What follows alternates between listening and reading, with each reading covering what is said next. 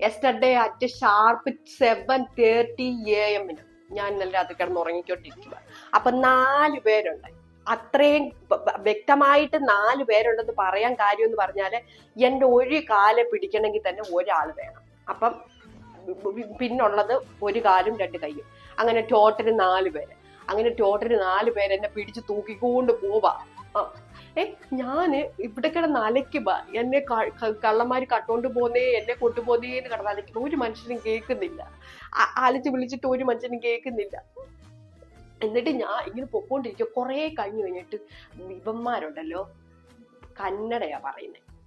അപ്പം എനിക്ക് മനസ്സിലായി എന്താന്ന് വെച്ചാൽ എനിക്ക് കുറച്ചൊക്കെ കന്നഡ കുത്തു. എന്താ ഇല്ലി വാമെന്ന് പറഞ്ഞാൽ ഇങ്ങി വാ, അല്ലി കുക്കുമെന്ന് പറഞ്ഞാൽ അങ്ങോട്ട് പോ, പിന്നെ കക്കസ് പടുവാക്കെന്ന് പറഞ്ഞാൽ കക്കുസി പോയോ, പിന്നെ മറ്റേ സ്നാനമാട് പോയേക്കോന്ന് പറഞ്ഞാൽ കുളി കഴിഞ്ഞോ, അങ്ങനെയൊക്കെയുള്ള കുറച്ച് കന്നഡ കവിതയ്ക്ക് കുത്തും.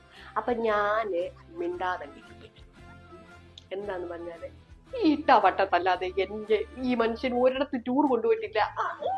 അപ്പൊ ഞാൻ ഓർത്ത് അങ്ങനെങ്കിലും എനിക്ക് കന്നഡ ദേശത്തൊക്കെ ഒന്ന് പോയിട്ട് വരാമല്ലോ. അപ്പൊ ഞാൻ ഓർത്ത് മിണ്ടാതെങ്കിരിക്കാന്ന് ഓർത്തു. അങ്ങനെങ്കിലും അവിടേക്ക് ഒന്ന് പോയിട്ട് വരാന്ന് ഓർത്തിട്ട്.